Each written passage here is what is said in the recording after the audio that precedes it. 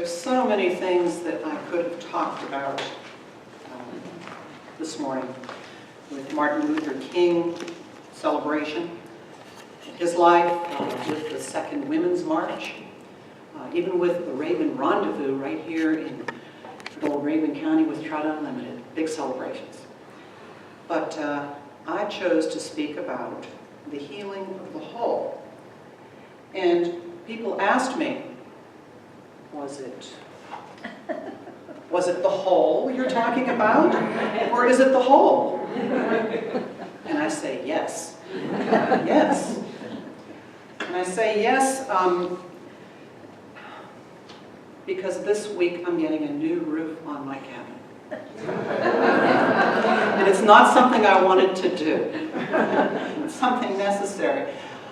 One day over a year ago, I noticed that the ceiling over my kitchen laundry room area was turning from white to slightly brown, and I tried to ignore it. Perhaps the stain had already been there, I rationalized. But over the next couple of months, it began to spread a little bit. And so I finally crawled up into the rafters and identified that there were some pinholes that were nails that had perhaps gotten worked out and water was getting in. So I got a young Mexican friend to come and to put some caulking on those areas on the roof itself. And I considered that a success for under $50. Until a couple of months later. Okay. After a particularly hard rain, that stain on my ceiling drywall was undeniably spreading. Maybe even beginning to bubble out a little bit. So I called in a local roofing guy, and I asked my roofing guy, Jeff is his name, to take a look, and he identified some roof seams that looked bad, and at a minimum these needed to be replaced. So I said, okay, he did it, I paid for it, but then the ceiling drywall needed to be done, and so it took another 2 months to replace that, and he took care of that as well. I thought I was home free when I left my home for Germany right before the holidays, and then came December 27th, the great deluge, right after the holiday. And when that happened, I arrived home that night to find there was water on the floor. And it was coming through the cracks and the drywall, and it was kind of a mess. So I called my roofing guy, and he paid me another emergency visit. And he said, Marie, this is going to be requiring something more, but in the meantime, he sprayed some sealant over to get me okay for another couple of weeks. But 4 days later, there was another deluge. And again, water on the floor from the dripping roof, so I crawled up into the rafters, and I managed to wedge a bucket under there and caught the drips, and then I ordered the new roof, gave him a check for half of it, because healing the whole was not effective. And I was reminded with all of that, and thinking about this topic of another trip that I'd made earlier last year, and that was to the Netherlands. I had an opportunity to do some work there, and I was pretty excited, but I didn't know much about the Netherlands before I went. I did know that they had legalized pot and legalized prostitution and more canals than Venice because the country is below sea level. And I recalled the story of a little Dutch boy who made his way home one dark night. He was just a little lad, and he was making his way home alone across the dike, and he heard a trickling of water. He went to investigate, and he saw that we got a problem here. When he examined the source, he found there was this small hole in the dike, and so he stuck his finger in it, because every little Dutch boy, little boy and girl in Holland knew that the threat their country faced if the integrity of the dikes were not maintained. And so he put his finger in the hole. That was it, yeah, you got it, you were listening. And the water stopped. And that meant the North Sea wasn't coming through the dike. Well, he looked around for help, and he was utterly alone. And no one was there when he called out. He screamed out, but nobody came. And so he spent that whole night in the cold wind, holding back the North Sea all by himself with his finger in the hole. Until the morning, when a priest came by, a local priest came by walking over the dike, and he saw this little boy. He wondered if he was still alive, and so he went over to him, and he was shivering. And the lad said, "I can't remove my finger or the waters are going to rush in." And so the priest ran down to the city, and he found the officials, and they all came up with blankets and food and warm tea, and they gave this to the boy, and they gave him a gold medal for his bravery. He was greatly honored, and he was convinced to stay there with his finger in the hole, holding back to the North Sea. But a week later, another hole was discovered, and the city officials, well, they had to find another young lad who was interested in being a hero. And they did, because there are a dime a dozen boys who want to be heroes. But soon after, there were several more holes that were coming from this dike. And they found some more little Dutch boys, but they knew that this was not sustainable because they were going to run out of little Dutch boys, finally. So that was a long time ago. And today, Holland, the country of Holland, employs some of the most sophisticated hydrological engineering capabilities in the whole world in order to keep its land dry and its people safe. Even the King of the Netherlands, his name is Willem-Alexander, he's one of the foremost water experts, and some years ago he became chairman of the United Nations Advisory Board on water and sanitation. And on a more organic level, the nation of Holland also employs teams of men all over the dike area who track down the muskrat population. Because these muskrats persistently dig more holes in the dikes, so they have to control the population, the muskrats. The people of Holland have learned to manage the whole, not just the whole. And they certainly do address the physical realities of holes in dikes, but they also have systems to work with the rising sea levels, because that's happening. And they're able to readily move water away from areas that they need to keep dry and keep things out of danger. And they have engineered structures that are designed to handle storms of such magnitude that they're not predicted any more than every 10,000 years. They take this very seriously. For the sustainability and the survival of their nation and their people. So they thoroughly address the whole, looking at the current situation, the lessons of history and scientific predictions for the future, new technology, infrastructure, and even muskrat populations. Their physical structures aren't separate from the environment, nor their culture, nor their past, nor their future.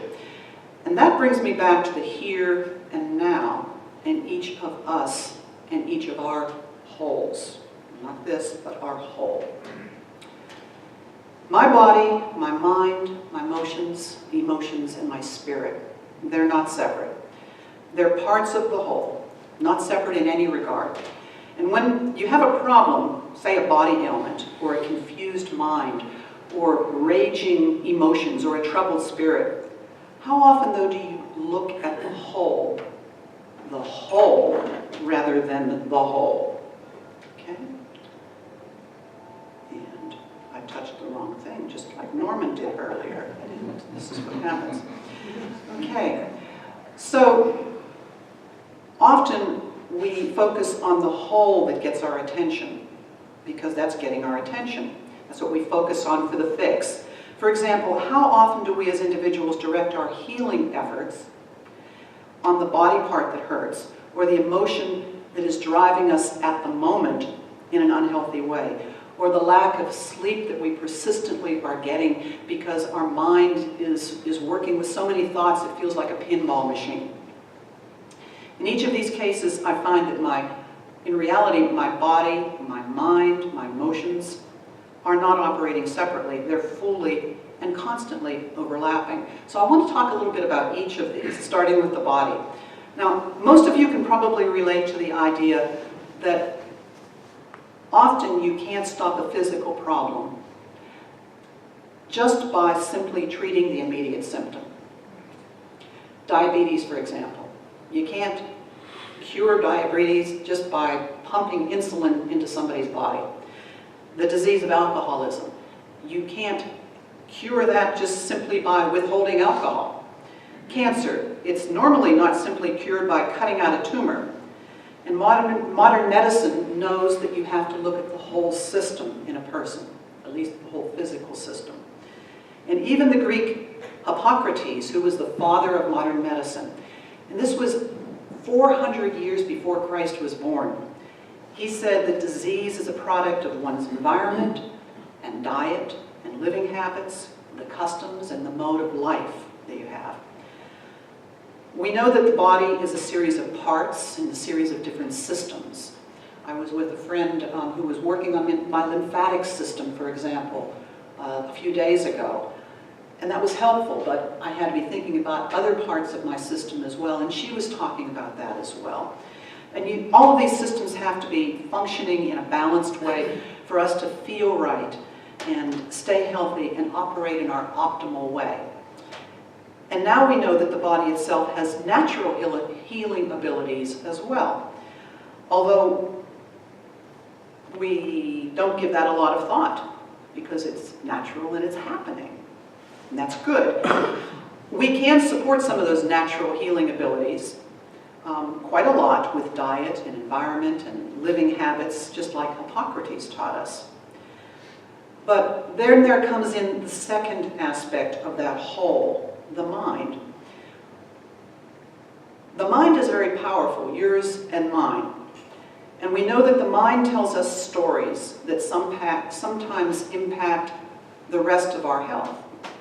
For example, if you have a mind full of worry, it may create stress on the heart, and it weakens that organ, and it might lead to disease.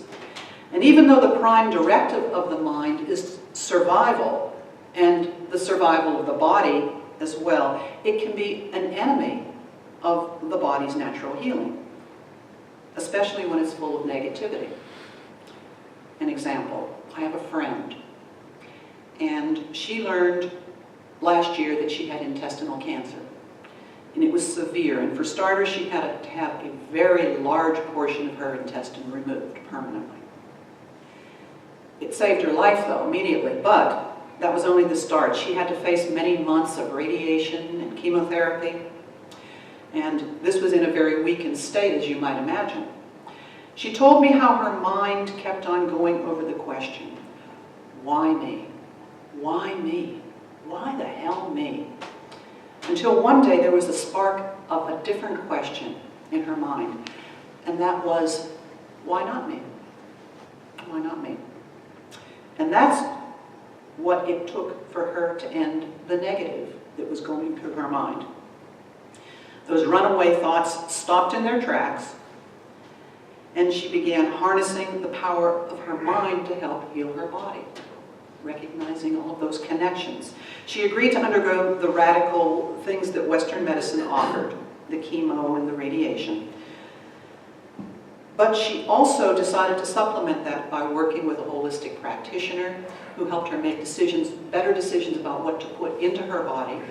She started receiving Reiki once a week or every other week at least. And she also started a regime of meditation and movement that was advised. And 7 months later, cancer remission. Amazing. What a joy. Made us all feel happy. And that brings us to the third aspect of the whole, our emotions. Science has learned that emotions come from the brain too. It's a part of the brain called the amygdala. The amygdala part of the brain springs into action when we're anxious or threatened. And it is what we call the fight or flight response that comes from that part of our brain and results in some emotions. And all of that is really good, really okay if something is going on and I have to have extra courage to get through it. But it's not okay when it drives risky or irrational behavior, right? Each of our brains have also evolved individual protective habits to deal with situations that make us feel criticized or make us feel anxious or annoyed and upset. And some of these habits aren't so healthy either. Often these are emotional habits, and emotional habits are really hard to break, at least in my experience. And sometimes people don't even notice that they ought to be breaking these habits, even when they lead to painful experiences like incarceration, or separation from those we care for, or addiction, or damage to the body, the mind, or the spirit. And that brings me back again to the whole. Many years ago, I attended a workshop that the title intrigued me. It was called Body-Based Emotional Healing. I said, you know, there's some stuff going on with me that I don't even understand. Maybe I need to learn a little bit more about this. So I went to that workshop, and subsequently I signed on for a series of individual sessions that helped me really ferret out some painful memories that I wasn't even aware that I had. I learned how my body was holding emotional and physical experiences from my past, perhaps even past lives. Sometimes we have to address the past, is what I found out for myself anyhow, because it's about gaining insight, and that insight might lead to revelations. And those revelations can lead to change in viewpoint, and that can dramatically change life, and it did for me, for the better. Because in those sessions I learned a lot personally about my own body, my mind, my emotions, and my spiritual connection as well, which I hadn't been given much thought to at all. So I began to learn about the whole. In my past, I'd been struggling to fix aspects of myself that I thought needed fixing, those holes. And I struggled by sticking my finger in a lot of holes a lot of times, so to speak. If there was a hole in myself, sometimes I'd respond with an unhealthy emotion to fix it, for example. And sometimes that was anger, and sometimes it was shame. And you know what the consequences of that is. Some of you have had those same emotions, I bet. So I came to learn through the training and the therapy that instead of plugging the hole, I had to learn how to release my toxic emotional responses in more healthy, effective ways. And I started in that direction. And the thing that helped me start, besides some of the experiences with this training, was a thing called self-reflection. I think we all do some degree of self-reflection, but I hadn't done a whole lot of it, and I just began to learn. And I recognized that my emotions and my body were telling me things. I began to recognize maybe what they were telling me. I wanted to be able to interpret my emotional reactions and learn how to use them as a guide instead of a driver in my life, as it kind of had been in the past. I wanted better communication in my life. I wanted to improve my relationships. I wanted deeper inner calm. I began to see all those things were maybe a little bit possible, but going to take some work. So that's self-reflection. For me, it was about asking myself a lot of questions, a lot of times. Questions like, why was I reacting a certain way? Questions like, well, did that reaction help me? Or did it make me feel better later or not? What maybe had I misunderstood in that situation where I reacted?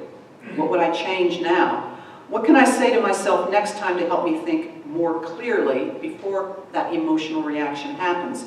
And all of these questions got me thinking and being more adept at recognizing what my emotional tendencies were and to begin proactively shaping what they were going to be in the future.